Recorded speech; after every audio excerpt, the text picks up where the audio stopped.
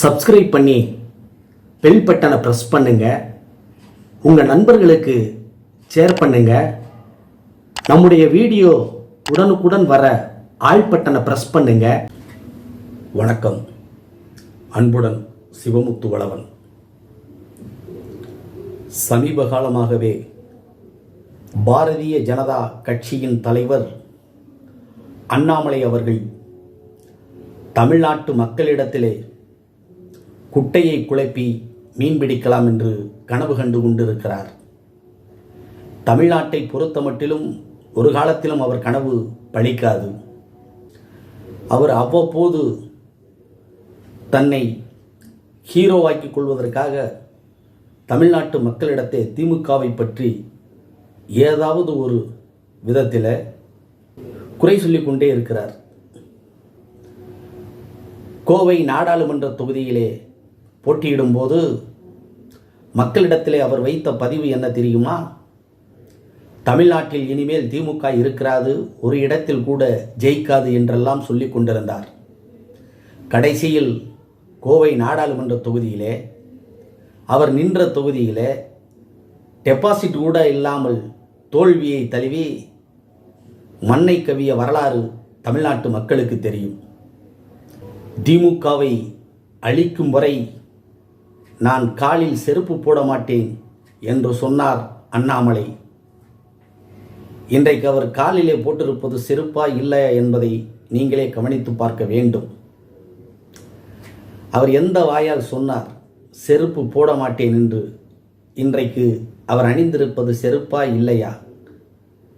அவரை எதால் அடிக்க வேண்டும் என்பதை தமிழ்நாட்டு மக்கள் தான் நீங்கள் முடிவு செய்ய வேண்டும். திமுகவை அழித்து விடுவேன் என்று சொன்ன பல பேர் அழிந்து போன வரலாறு உண்டு. ராஜாஜி காலத்திலே துவங்கி எத்தனையோ ஜாம்பவான்கள் அரசியல் களத்திற்கு வந்து என் தலைவர் கலைஞரால் மலர் வளையம் வைக்கப்பட்டு கல்லறைக்கு அனுப்பப்பட்ட வரலாறு தமிழ்நாட்டில் நடந்ததுண்டு. இந்த நாட்டு மக்களுக்கும் தெரியும்.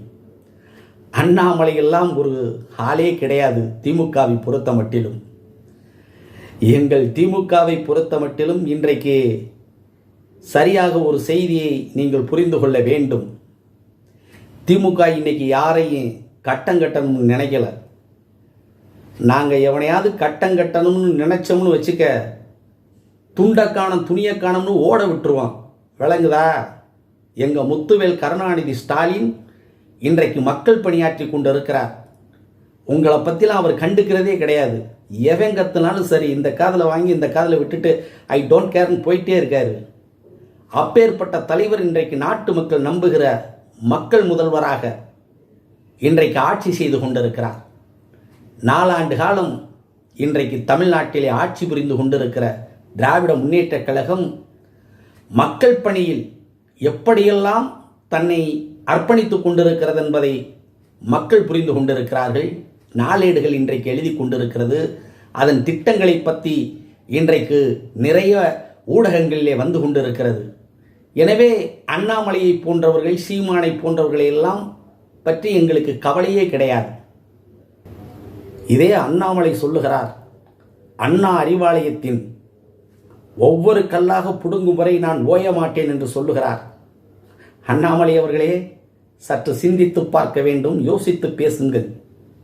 பேரறிஞர் அண்ணாவால், முத்தமிழறிஞர் தலைவர் கலைஞரால், தளபதி முத்துவேல் கருணாநிதி ஸ்டாலினின் உழைப்பால் உருவாக்கப்பட்ட அண்ணா அறிவாலயம் திமுக தொண்டர்களின் சரணாலயம். அதை உன்னால் நெருங்கக்கூட முடியாது, தொடக்கூட முடியாது. வாய்ஸ் அவுட் ஆளுக்கு வேண்டுமானால் இன்றைக்கு வசனமாக நீ பேசலாம், ஒன்றுமில்லை. இன்றைக்கு நீ அண்ணா அறிவாலயத்திற்கு உள்ளே மட்டும் நீ வந்து பார். அங்கே இருக்கிற பேரறிஞர் அண்ணாவின் சிலையும் ஐயா கலைஞரின் சிலையும் உன்னை அதே இடத்தில் பாரதிய ஜனதாவின் கட்சியின் பொறுப்பை ராஜினாமா செய்துவிட்டு என்னை திமுகவில் இணைத்துக் கொள்ளுங்கள் என்று சொல்லி முத்துவேல் கருணாநிதி ஸ்டாலினின் காலில் கிடந்து உன்னை கெஞ்ச வைக்கும் அப்பேற்பட்ட புனித தலம் அண்ணா அறிவாலயம்.